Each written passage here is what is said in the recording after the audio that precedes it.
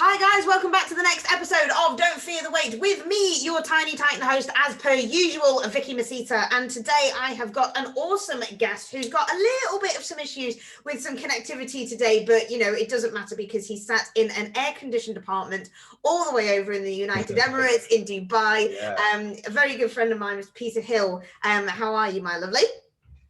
I'm good, and thank you very much for having me on the show. Much appreciated. No, it's really exciting to have you on. We have been trying to do this for about a year or something, have we not? Yeah. Yes, we have. Yeah.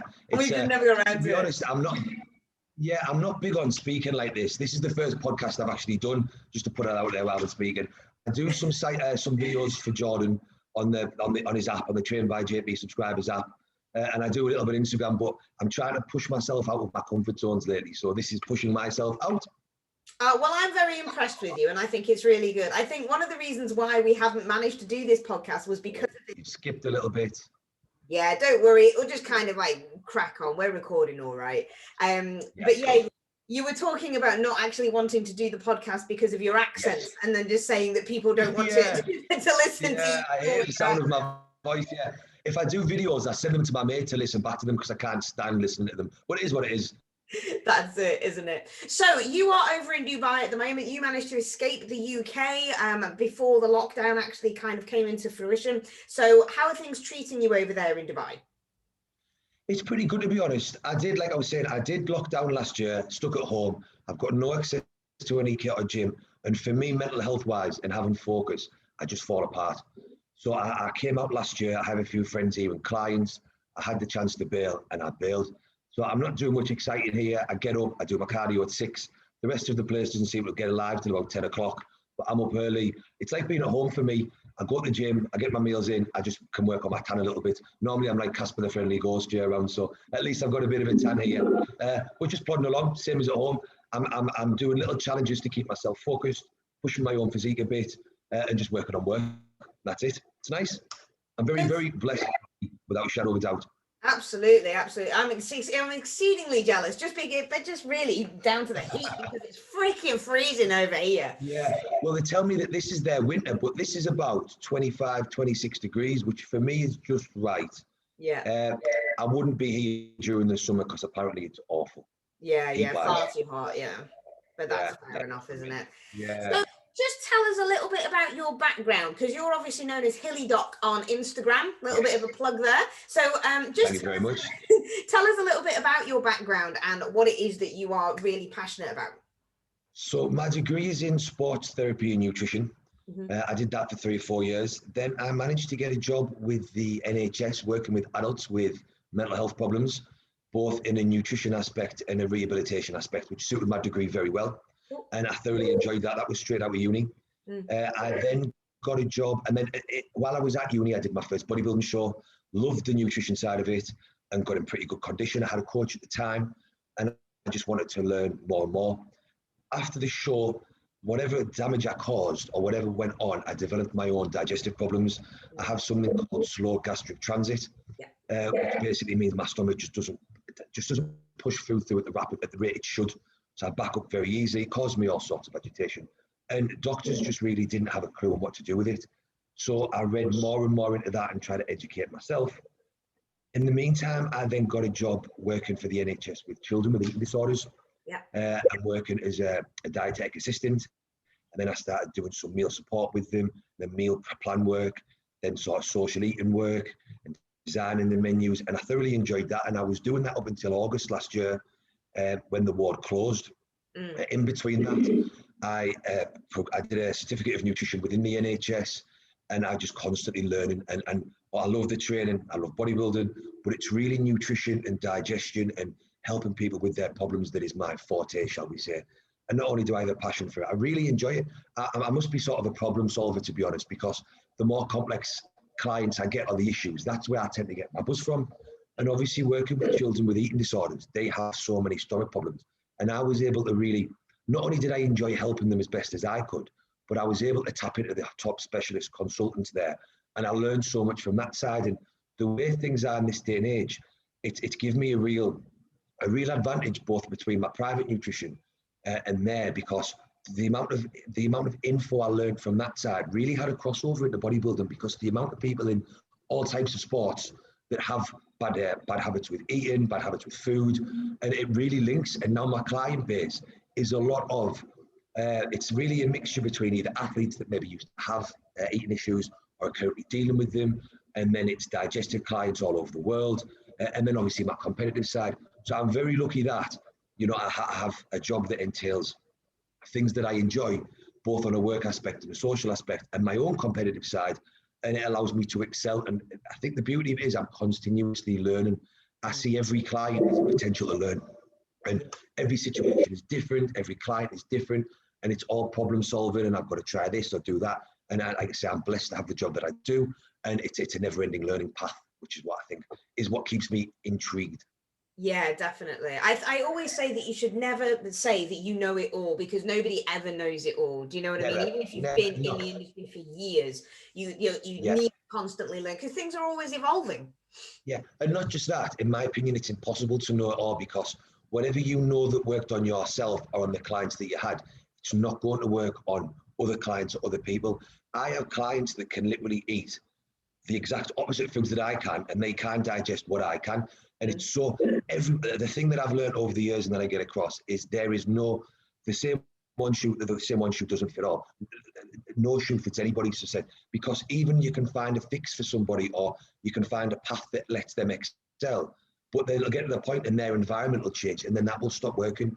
And it's through coaching you realize that you need to be responsive and adapt every step of the way, because things are just always changing, and the human body changes, whether it's people's relationship stress, work stress, their environment, where they're working in the world. It has so much of an impact in stresses and digestion and performance. It's just never ending. So no, I'm a bit, if I thought I knew it all, I would get very bored straight away, to be honest. Oh yeah, totally. I don't know. Yeah, definitely. Yeah, and there's all, yeah, what I discovered when I was younger is I'm the type of person that gets bored very quick if you can learn something. Yeah. And with this, I get excited every time I get a new client, or if they have a serious problem. And I almost have to apologize in the sense of, I'm really sorry that I feel I'm taking fun out of this or enjoyment out of something that they have an issue with, but that helps me do better at my job. Yeah, for sure. Absolutely. So let's get into the bit of a nitty gritty of it. Now, the big thing about bodybuilders, especially if we just look into the nutritional aspect of natural bodybuilders, if we look at naturals first, and then we can have a crossover if we need to. Naturals, the only tool that they have in order to grow is food. And one of the biggest things that is causing a lot of digestive problems is the amount of food that people have to push through. So what are some of the common things that you're actually seeing from the bigger bodybuilder, or I mean, even, you know, like females who are wanting to grow lean tissue, but do have these kind of issues in trying to increase their calories? The main thing that I see, and it's something that I did myself at the start, is I think if you look at it, say we're discussing gaining weight or gaining size, whether it's strength or bodybuilding, is people, to be honest, people have this focus on that they need to eat completely clean, typical bodybuilding foods. Yeah. And although they do, it's a scope of just certain foods. And for instance, for me, what I've discovered is the biggest issue is putting too much stress on the digestive tract and through the stomach itself. And if you need to eat a higher amount of food, you need to really be looking at foods that are still healthy, that is still provide all your macro and micro minerals, but that digest easy for you. And what I made the mistake of years and years ago was, right, I'm trying to gain weight, I'm on 4,000 or 5,000 calories. It has to be porridge, it has to be sweet potato, it has to be white potato, it has to be basmati rice. And there was no scope outside of that. And then I have to have all of the veg and everything else on top. And when you lay all that out in plates, there's that amount of volume of food that's hitting your stomach and stressing it is just unbelievable. So what I learned is that, you know, it's to being creative and using a little bit of common sense, and then using the individual, what they can digest.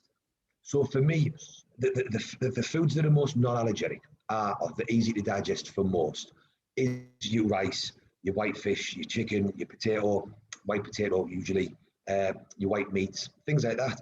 But it doesn't just have to be basmati rice. So you can use sushi rice, you can use jasmine rice, then you can use puffed rice, and you can use Rice Krispies. Then you can use rice flakes, you can use creamed rice. And they're all, if they digest well, it's not just about eating basmati rice at every meal. A trick that I do with clients is you can switch someone from basmati and jasmine rice, and the portion size almost halves. And you're Yeah. actually getting more calories because it's dense. You can use sushi rice. If I've got someone that's trying to drop the weight, then they need more voluminous foods. So we might use cream of rice. If they need more filling foods, we might use porridge. But then it makes no sense if you're trying to get in a lot of food to be using the filling foods that you were with before. So using something like rice flakes, if you have 100 grams of rice flakes, the bowl is almost nothing compared to 100 grams from Rice Krispies, which will take you longer to eat, or porridge, which is a huge bowl and it'll take ages to digest. The same as using beef mince instead of using steak. How you cook your food. So if you slow cook your mince, it will be easy to digest in your stomach. If you're frying it, it won't so much. Looking at your veg, wilted down spinach, it will go through the digestive tract much easier. Using broccoli, it will be harder to digest. So those are really easier aspects. Then also adding fats that sometimes people tend to shy away from. A tablespoon of olive oil, macadamia nut oil, couldn't be a better source of food in reality. And a tablespoon is 100 calories. So I'm a big believer on using foods, but just thinking about them a little bit. And then from that, what foods can a client digest? So bagels, crumpets, English muffins. If you were lucky enough and you can digest them, which to be honest, most people can, they are healthy foods in my opinion. There's no difference for me between having a couple of crumpets or having a bowl of porridge if you're trying to gain weight. Well, I can be damn sure that you'll get 100 carbs from crumpets and a bit of honey than you will from a bowl of porridge. It'll be easier to eat, it'll be more appetizing, and it will digest much better. And you say that to people and they're like, I can have crumpets. And you really can. And it's simple things like that. And then it's, you've got the bread topic of, to avoid bread, it makes you hold water. For some people, it doesn't. Wholemeal bread can be a fantastic source of carbohydrates if you can digest it. Pasta, if you can digest it, perfect. I'm big on free from pasta because I just think too much gluten does cause inflammation in everybody. And I am a believer in too much damage to the gut can cause leaky gut, it can cause prolonged effects down the path. So if I'm setting up someone's meal plan, I will usually, if I'm adding bread because they can digest it, I'll probably only have it once a day. Sure. Twice at a push. But again, it very much depends on the client. I've got some clients that are very lucky and they have iron stomachs, and they could probably eat cement and they'd be fine. So those, you can really push. And then I've got some clients where you've got to do liquid meals, and it's just, you've just got to do what the client can to get in food. I mean, I spent a long time, a year or two ago, when I hit a heavy weight for myself, I was eating over 5,000 calories every day for a prolonged time, and it is miserable. And I was using jasmine rice, I was using oils in my meals. I had to stop using Rice Krispies because 175 grams of Rice Krispies is a plan about this big. Yeah. But then you can get a gluten-free honey flakes, which are a bit like corn flakes. Now 150 grams of those is half the size. And then I was using gluten-free crumpets with honey on. So there's so many things you can do. It's just you've got to be a little bit creative or know someone that has been through the mill with a lot of clients and has all of this accessible information, and that's where experience comes in, I feel, a lot of the time. Yeah, definitely. Do you feel that when you actually swap out the quote unquote clean foods for the non-traditional foods, do you find that sometimes you can have a poorer body composition as a bodybuilder in comparison to somebody who just went completely clean? So, being the geek that I am, I tested this quite a while ago. So it depends on what you're classing as non-clean foods. Yeah. So because I like to log everything and because I'm a little bit of a geek, a good few years ago, I took part of my meal plan when I was gaining weight and I switched the macros around so I could have 2 double cheeseburgers from McDonald's, but with no cheese. But there was with no cheese, so it was their 100% beef. It was just 2 burgers in a bun, but my macros didn't change. Okay. And they were roughly similar for the chicken and rice and olive oil meal I was having at the time, but I noticed over 4 weeks my composition got softer. So but obviously but then for me, I wouldn't class that as naughtier food. For me, I class that as junk. Yeah. So I think that once you start adding junk like that in any aspect, your composition does suffer. Now, on the flip side, if you're a powerlifter or a strongman, that little bit of water retention and softer composition is potentially a good thing for some people. And for those then that can't increase their weight, it's a trade-off. So you've got to think of it that way. However, I don't think that having homemade burgers in buns or going to your local restaurant and getting burgers in a bun that are homemade might have the same composition effect. So a lot of my client plans, when I say that they can have an off-plan free meal, my specification is, if you want a pizza, go to a sourdough restaurant pizza place and get it. If you want a burger, go to a restaurant. Make sure that it's better quality food and it won't affect your composition. Sorry, dog's going mad. Got a delivery. I've got this big thing with me is I don't actually see a burger and fries from a restaurant as a cheat food personally. Yeah. If it's not one of your meal plan, if it's not on your meal plan, then it's an off-plan meal. Sure. But for me, if you go somewhere and it's minced rump steak and it's a brioche bun and it's, you know, fried, it's chips, but they've made them themselves, that's good quality nutrients that your body will utilize and build muscle with. If you go to McDonald's where it's a lot more sodium heavy, it's still real food. Your body will still utilize it. It's not like it's crap. Like it's not like your body can't digest it. I do have a thing where there was a thing I saw on YouTube before, and a McDonald's burger was left for like 6 months and it didn't go moldy.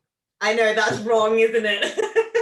So my only debate with that is that bacteria grows because it's living on foods. Now, I'm not sure how scientific this is, but if it's then not grown on the food, how real is the food, or is there too many additives in it that stop and live things grow on it?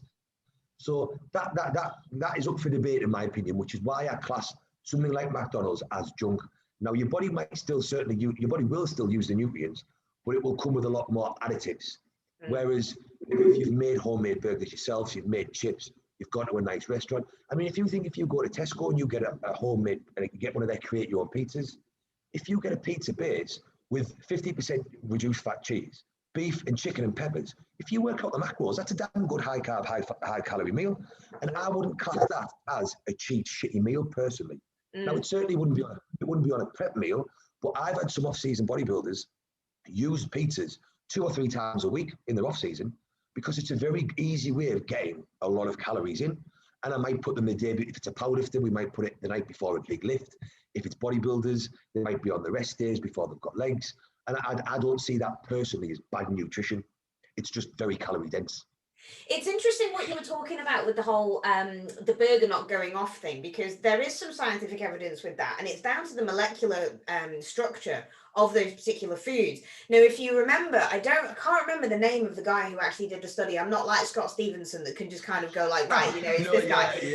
He's mad, but you know, I'm not like that anyway. But there was a study that was done based on margarine, and they basically took, you know, like flora and stuff like that. Yes. So they actually took a tub of margarine, and these scientists opened the tub and put it into a dark, damp garage, which was full of spiders and flies and that kind of thing.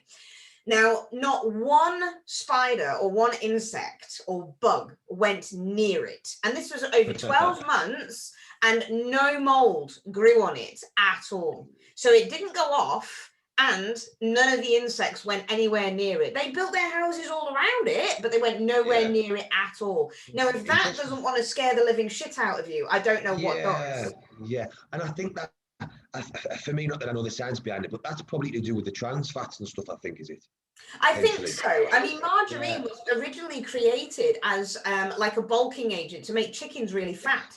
So they were going to put it down their throat, and it was just like force feeding them fat, realistically, to plump them up. But when they took apart the molecular structure of it, it only had one molecule that was different to plastic. So it's quite scary in that regard. Now, people will say, oh no, well, I've had margarine and, you know, mold has grown on it when I've left it in the fridge. The thing is that the mold doesn't grow on the margarine itself. It grows on the crumbs that you've taken off with the knife and then spreading it on your bread. So the little particles of your breadcrumbs are obviously doing that, and that's what's growing the mold. So it's these kind of things. It's like when I do my meal plans for powerlifters, strongmen, bodybuilders, whoever, and I want them to have a fat, I'll either, like you said, use an easy to digest oil, either coconut, macadamia nut, almond oil, whatever, or I'll actually stipulate real butter. Yes. You can say butter, but then they'll use margarine spread, and it is not the same. And I have noticed as well, anecdotally, that when people do use these other like junk foods, like you were saying, like trying to fit a Magnum ice cream into their dinner every day. Do you know what I mean? Stuff like that. Yeah, it sounds good, but it's not gonna. Yeah, exactly. It's almost like you create this watery film over your body. Yes. It looks weird, doesn't it? Yeah, yeah. And I do think that there must be something there with the trans fats and whatever other things going on, and that's why I have no issues with clients having, you know, I think there's just that big stipulation between off-plan higher calorie foods, because and the other thing is obviously working with eating disorders for so long, I don't like to use the term cheat foods. I'm not particularly sometimes on even using the term diet phrases, because on my sheet it says this is a meal plan. I think if the terminology itself just breeds bad thought patterns anyway. And then if you add in then, or you can cheat and you can cheat on, that then makes you look through these crap foods. So I'm a big stipulator on, you know, there aren't bad foods as long as you're eating real foods is the terminology I like to use. Definitely. Okay, so what about you and me are both like chugging through water and things like that? Yeah.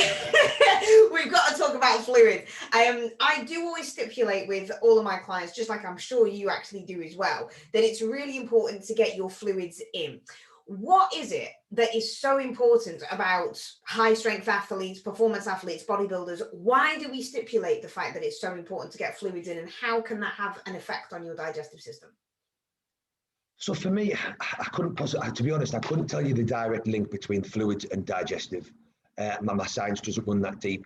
In terms of fluids, the amount of science I try to read up on, and there is no actual recommended amounts in terms of how much body weight that I could find to amounts to glasses, to mils, to litres. Obviously, we know that your body is whatever percentage in water, 70% or whatever they like to say. But if you're dehydrated, there's less fluid. Your whole, on a cellular level, you just can't perform. If you were dehydrated, it's a scientific fact that your body just slows down and everything slows down. And then I think what happens through the digestive processes, your body needs to pull fluid in through the intestines to move stools through. Yeah. When you become dehydrated, and I notice this in clients leading up to shows, that they start to become, the more dehydrated they become, whether it's supplements to take, whether it's drugs to taken, or whether it's just being, you know, dehydrated in themselves because the body fat is low, they start to develop digestive problems that they didn't have before. So we then have to pull certain foods out. We have to change the veggies that they start using. We have to make, and sometimes it doesn't even matter if they're keeping up with the fluid intake. What I do know in my normal lifestyle clients is 9 times out of 10, if they check in and it's like, my stomach's been off this week, my bowel movements are much slower, the first thing I say is, have you got all your water in? Yeah. And 8 out of 10, it's usually, well, actually, I've ended up being really busy at work, or got quite a few NHS staff and doctors. And now because they have to wear all the masks and they have to wear all of the PPE and stuff, it's much more difficult for them to get fluids in. And I'm actually noticing that quite a lot of my clients that work for the NHS are not only now having more digestive issues, they're getting more acid reflux and all sorts of things. So, you know, dehydration is going to have such a knock-on effect with those. But my clients that work long shifts in plants or warehouses or wherever, if they don't get their water in, usually the first thing that goes is the bowel movements slow down. And then the second thing is they start to feel it as if they're more bloated. And again, that will probably come from being backed up. Yeah, definitely. What about the other way around? So you've got clients who obviously have like bloating and things like that. I personally have taken on, a number of clients actually who actually go the other way around. So they have more frequent bowel movements. Do you find that with some of the bodybuilders as well? Again, pushing a lot of food? Yes. So do you mean frequent as in frequently normal bowel movements or loose bowel movements? Kind of a bit of both. So like, say for example, I have one strong woman. She came to me and we managed to sort out her bowels really quickly. It was really good. Like in about 6 weeks, there was nothing at all, but she would eat and then literally run to the toilet. I mean, it was quite terrible, quite honestly. So that does happen with some people, but again, it can be situation dependent from what I've found, because some foods are just trigger foods that set off a bowel movement. So sometimes I'll have clients going, Peter, I have that digestive drink you give me in the morning, and then when I go to have my breakfast, I run straight to the toilet. It's going through me. But unless it's undigested food, it's not actually going through them. That's just a saying people reel off too much. Yeah. Sometimes it can be the process of eating, the digestive drink that you've pushed through. Usually warm fluids. So usually a hot cup of tea, or particularly a hot coffee, because of the caffeine and the stimulant aspect, make people go to the toilet. So if you're having a meal and you're going straight to the toilet, that's not the meal going through you unless the food is actually coming out undigested. So that's a big, sometimes that's a trick, sometimes that's a complication with clients that have. It's like, I keep having this meal and I'm still going to the toilet. And I'm like, yeah, but is it a normal bowel movement? And they're like, yeah. I'm like, well, that's fine. It's not an issue. And obviously, if you're eating 2,000 calories and then you go to eating 5,000 calories, you should be going to the toilet much more often. As long as they're normal bowel movements, then that's not so much of an issue. If you then get clients that are having quite loose stools, I usually find that's because they're either eating something that isn't agreeing with them. So we'll start to pull things out to see what it is. Or sometimes, more often than not, it can be the way that they're preparing the food and storing the food. And it's getting. I had a client recently that he works away Monday to Friday. So he was cooking all of his meals on a Sunday night and then taking them in a chiller till the Thursday. And rice was going very hard and he was getting a lot of bloating because obviously black rice starts to get starch around it after 2 or 3 days. So he took his rice cooker away with him and all of the issues went away. Brilliant. Literally just straight away. So that was purely just, because when he was reheating the rice, it seemed that it was normal. But you'll find with rice, if it stays loose, it's fine. But after maybe the day 2 or 3, it starts to become a bit clumped together and it's the starch. And obviously that starch is harder to digest. So then that'll sit in the stomach and it'll blow you. So, and then if you've got meats and they've been there a little bit too long, or if you haven't cooled your meats properly or whatnot, I tend to find that can offset and create loose bowels. If I've got someone that's having loose bowels, that tends to be more of an issue and more of a worry for me than I would if someone's going to the toilet regularly, but with a normal bowel quite often. Yeah, for sure. So on the other flip side on that one then, I mean, like I said, we've sorted out her bowel movements really quickly and she's just got a normal stomach now. She hasn't got this bloating, she hasn't got this pain. It's absolutely phenomenal. And her performance has just like increased, as you can tell. It will do, yeah. Absolutely. I mean, so many people just kind of do not have this connection with their bowels and their performance. And they wonder why. I speak to them so much. I'm like, well, how are your bowel movements this week? And they're like, really? Do we have to talk about that? It's like, yes, we do. Yeah. Because if you're sluggish and you can't do a log to overhead, for example, because you're bloated or you haven't gone to the toilet in 2 days, I kind of need to know what's going on. I mean, that's like when we were discussing your meal plan last year, we probably spent all of our time, because it was digestive issues we were working on, we probably spent all our time discussing bowel movements and I do that with a lot of clients, and some clients say the same thing, and I'm like, between my work with females and hormones and my work on the NHS ward with kids with bowel movements, most of my job actually tends to be around that. It's not really it is so, and again, I learned this by myself. I learned this because of my own problems. Before I managed to, and it's to get this across to people, sometimes, unfortunately, there isn't a fix. Yeah. Sometimes there's developing a management program. And for me, I have a lot of management things in place that allow me to go to the toilet normally. But it took me a long time to get there. It wasn't a quick fix. Some clients I've had within 4 weeks, they're like, oh my God, you're like, God, you've saved me so much. Other clients, it takes 12 months. But either way, it's amazing the impact having proper digestion changes their day-to-day life. And I know this because I could go a week without going to the toilet. I could go 5 or 6 days. I remember carb loading for shows, eating 600, 700, 800 grams of carbs, and I wouldn't go to the toilet. I mean, mine was so bad at one point before I learned about it. I've seen my mum had to take me to A&E twice because I physically couldn't sit up, and they had to give me like ES injections to make me be sick and stuff. Because what I was doing in my own education 10 years ago, I was still trying to gain weight. So I was eating sweet potato, I was eating oats, I was eating all of this stuff that my stomach can't break down or takes too long to break down. And it was just building up. It was at the point where I was swallowing my tablets on the morning and I could feel them just sitting here. Yeah. I mean, I had to have a barium meal test where you swallow mercury. Yeah. And in your stomach every 45 minutes. That you should be there between 3 or 4 hours because it's about 3 to 4 hour process usually from food moving along. And I was in there 6 or 7 hours because it was moving along that slowly. So that gives me a good indication of how long it's taken me. So I need to make sure that I'm having foods that digest much quicker or easier to process through, and then I don't back up. And it took me so long to work that out. And then I would go away on weekends and I'd be like, I'm just going to eat what I want. And then it would be the same repetitive thing. But once I got a fix, your energy, your brain fog goes, just your performance in the gym, your stomach, you're not bloated, you feel better, your sleep's better.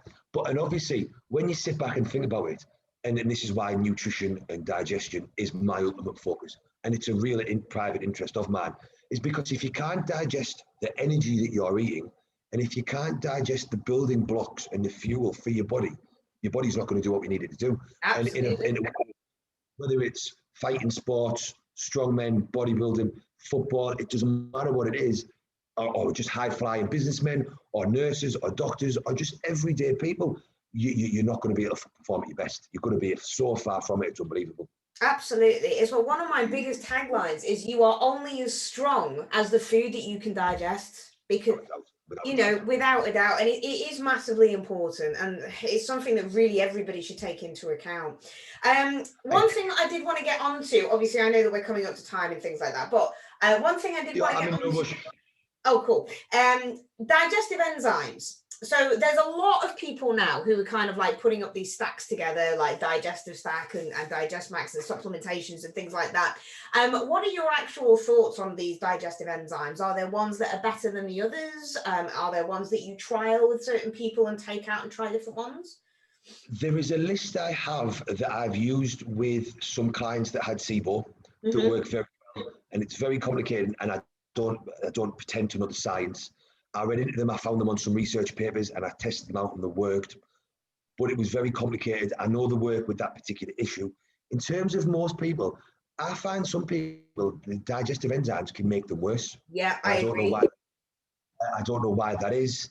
I do believe that when you find one that works and you get a good one, then they are vital, especially for those that are eating more than normal foods, which are more amounts of normal foods than we should be, which in reality should be all sports people or anybody that's doing any form of, not just competitive, whether it's body enhancement or whatever we're doing, is that most of us should be aiming, or we should be consuming more food than the average Joe. Yeah. Therefore, if our body's only really built to handle a certain amount of food that we need, anything else, our digestive tract is going to be stretched, and we should aim to provide as much support for that as we can.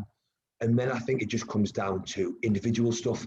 I mean, one that I know a lot of people have good positive things to say about is I've read a few studies and I've read a few different things, and there's a lot of digestive enzymes out there, and there's a lot of ratios, and it gets very confusing for me. I won't lie about it. I don't claim to be a super knowledgeable guy on every subject or individual topics. I know some science, I like the science, but I go with experience over everything and anecdotal evidence personally for me, with a mixed in with a bit of science. And a lot of people have had good results with the one Digest Gold. Yes. And Digest, yeah. And I've used them and they're good. I got a very good one that I can't remember the name from a website, but it was a fault. But Digest Gold is one I tend to stick to. I know that two companies that are bringing one out. I know Trained by JP looks to be bringing a fantastic one out. And I know Supplement Needs are also just about to launch one. And obviously everybody knows that Jordan is one of my best friends. We've known each other for over a decade. And I'm also very much linked to Trained by JP. So I imagine his is good because I know his is good. And I know the efforts he put in. I also know that Dr. Dean is a very clever guy and a friend of mine. And I'm sure that the one that they release is also going to be good. Now, I haven't seen the ingredients of either one, so I particularly can't say. The only one that I know that I've run myself consistently is the Digest Gold, and I do rate that. However, in being totally honest, I don't really see how you can quantify, should we say, how much a digest enzyme is actually working, to be honest.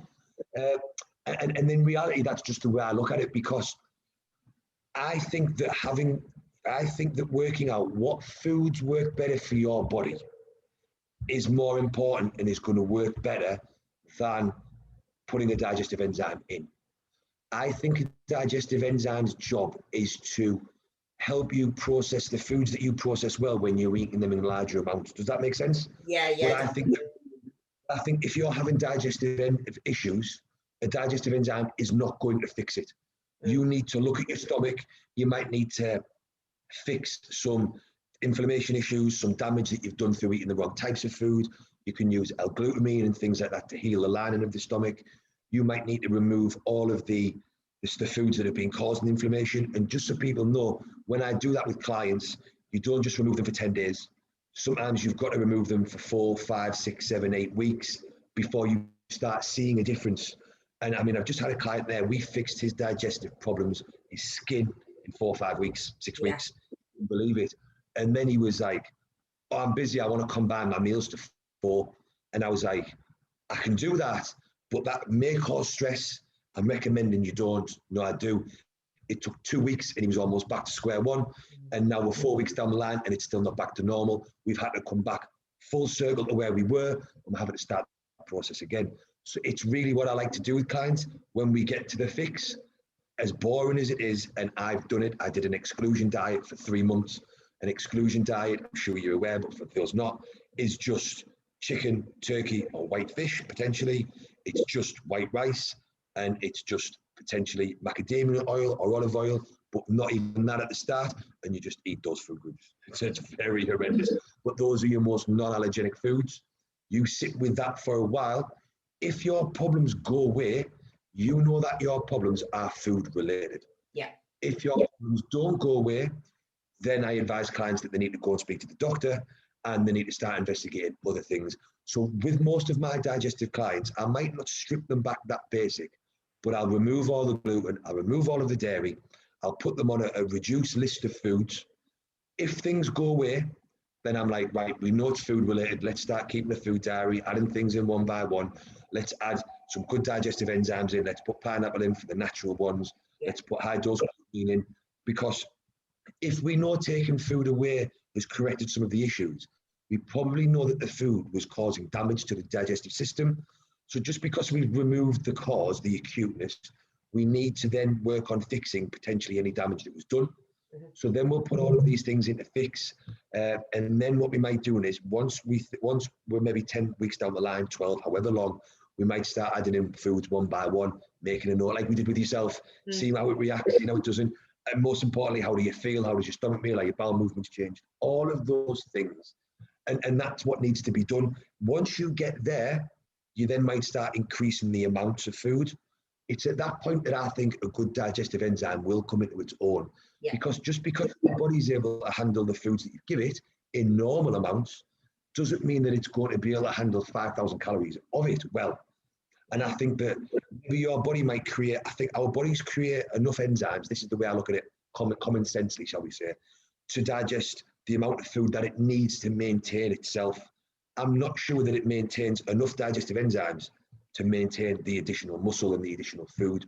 So I look at digestive enzymes as a support for the extra stress that we're put on it. So, and then I think it's hard to quantify what the digestive enzyme's doing in there, but if you manage to push your food up and you don't get any gastric issues, you find that your performance is better, you're gaining good muscle, your body comp is good, your energy is good, there's no brain fog, then I presume the digestive enzyme's doing its job. Yeah, definitely. It is really interesting, really, because I don't actually recommend digestive enzymes, because I think it's almost like a powdered sugar coating over the top rather than actually looking to the which is why we strip it back first, we fix, and then we add them in. And I mean, I tried at one point to read really into them, but the names in itself of them are enough to put me off reading any scientific studies, because the name of the enzymes, I just had a brain fart as soon as I started reading up with them, so I thought I'm just going to step back from that. It is, though. I mean, there's so much out there. I mean, it's just like bodybuilding advice, though, isn't it? There's so many conflicting things out there and conflicting theories. It's better if you just actually get to know your client. So it's with what you were saying there about stripping things back. I actually had it with a client of mine just recently, and we've been struggling for bloody weeks trying to figure out what was causing all this bloating. But first thing in the morning, when he just had some water, he blew up like nobody's business. So I'm like, wow, that's really bloody interesting. So we brought everything back, took everything out of his diet. And exactly like you were talking about, the exclusion diet, he was literally on white fish, chicken, white rice. That was it. I mean, he was having it for breakfast. He was having it for pudding. He was having it for everything. He was hating my guts. But do you know what? The bloat never went away. So I knew that there was something. Yeah, I know, right? Interesting. So I knew that's how you know. That's how you know. Definitely something else that was going on. So we actually put him into the docs, and I said, I want you to get a SIBO test. So he got a SIBO test, and he had stool samples and various other bits that got taken off. Sent me the results, way off the charts in terms of lactase and in terms of glucose. So he actually had SIBO overgrowth. So for people who don't know what SIBO is, it's bacterial overgrowth in certain aspects of your intestine, small intestinal bacterial overgrowth. And it can grow in certain parts, and it does depend on where that bacterial overgrowth is in those particular parts of your intestine. But he was reacting to dairy and to sugar. Now that's really bloody interesting, because it's like, well, how the hell do we cut sugar out of your diet? Because carbohydrates is sugar. It gets broken down into sugar molecule. So it was like, well, how are we going to do that? Anyway, we managed to sort it, and I'm just like, this is what you're going to do. End of. You know, we're just going to keep everything natural. And you know what? Thankfully, touch wood, 2 weeks down the line, he is so much better. He's actually doing. Yeah, I mean, he feels fantastic as well. Yeah, he does. You know, he does. He's doing CrossFit workouts just for the shits and giggles. You know, things like that. Brain fog, and lack of energy is something that I find is one of your main signs of SIBO for me, to be honest. Yeah, definitely. Yeah, it really is. Yeah. But I mean, even down to the point where this morning he messaged me and he goes, "What's your viewpoint on med dual dates?" I'm like, well, they're nice. Why? Yeah. Oh, yeah, well, if you think they're nice at home, if you think they were nice at home, you should try the dates over here. Oh my God, they're fantastic. I need to stop eating them, to be honest. No, you see, if you actually wrap them in bacon and put them on the barbecue, that is a taste sensation. Wow. That sounds good. Yeah, you can have that one. But yeah, even things like med dual dates, he had 7 of them because he was like, they were so tasty, and he is suffering for it today because realistically, it's pure sugar. It's like, dude, honestly. And the problem that a lot of people struggle with is, unfortunately, and I explain this to a lot of clients, once you find a fix, you've got to get your head around that. You just can't have certain foods anymore. And you have to understand that. It's like for me with dairy, it doesn't matter what I've done over the years to try and fix my stomach. If I have ice cream, which happens to be my favorite food, it's milk based. Luckily now they're bringing out vegan ones, but I get horrible stomach cramps. I get the worst gas. Charlotte hates me for at least 2 days, and my bowel movements are non-existent. And I've just had to accept that. Dairy is just not one that I can use. Eat Greek yogurt. I can get away with a little bit because of the probiotics in it, but it slows. I don't bloat so badly off it, but it slows my bowel movements down. So I just have to accept the fact, unfortunately, that I don't have any dairy, and I don't have it anymore. I don't use milk. The only protein powder that I can get away with that I've found is vegan protein powders, or the odd, very, very high grade isolate. But only like Jordan's isolate, I can get away with that. The trained by JP one, but only 1 scoop. And again, this is how much of a geek I am. Charlotte laughs at me. I keep a journal and I log my bowel movements in it every day.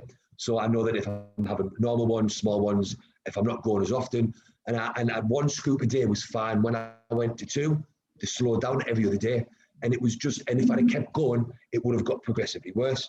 And it's almost as sad as my life is that's something that I log every day, but because I log it, I can see them slowing down, so I know that whatever I added to remove it. And that allows me to be normal and knows what I can add in, what I can't add in. But I know fine well that I just can't have those foods. Same as with dairy, with gluten. I was saying this to a client earlier today. I can have a burger or a slice or 2 of pizza if I have it for my last meal. It doesn't affect me as badly as milk does, but because of the way my stomach works, it takes me a lot longer to break it down. So if I have it as my last meal, I have overnight to get rid of it. And although I'm a little bloated in the morning, it's not so bad. But if I'm on holiday and I wake up and I have pancakes on the morning, it doesn't matter whether they're low-fat ones or whatever.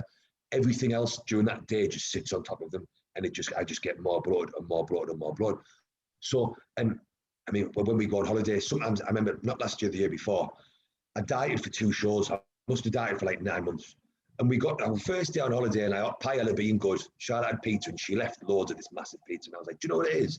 This is my first day on holiday. I'm having that pizza. And then I didn't go to the toilet for the next three days, and I walked around like I was pregnant. And I was like, I'm not doing that again. So even when I'm on holiday, I will have, on a night, I'll allow myself any meat I want, chips, things that I still, even on holiday, have to be careful. But I've just accepted that if I want to look good and enjoy my holiday, enjoy my time, I just can't have those foods. And I do like to say you can't miss what you don't have. It's a lot of people in this day and age don't like that saying, and they don't want to not have what they want. But I had to make the choice, and I've said this to clients, I either look and feel good, or I eat something that's going to make me look shitty and feel shitty. So I just don't. It's miserable to a point, but now thankfully they're bringing out loads of vegan ice creams everywhere, so I'm back in the game. So back in the game. Brilliant, I love it. Yeah. Right, okay, so we are just about out of time here, Pete. So I really, really, really want to appreciate your time. So thank you so much for that. Do you want to just plug out all of your socials so people can go and follow you, and obviously Instagram DM you for any kind of help that you can offer? Yeah, it's just Hilly Doc, just HILLYDOC on Instagram. Feel free if anybody wants to drop me a message, and that's about it. And if you want me back on here again, just let me know, and it would be my absolute pleasure. Thank you for having me. Well, I have to say, for your very first podcast, I'm very impressed. You just winged it like a pro, so I'm glad about it. I appreciate that. Guys, thank you so much again for listening in. Give us a thumbs up, give us a share, give us a like, post us on your Instagram and tag us, both of us even, and I will catch up with you on the next episode. See you later.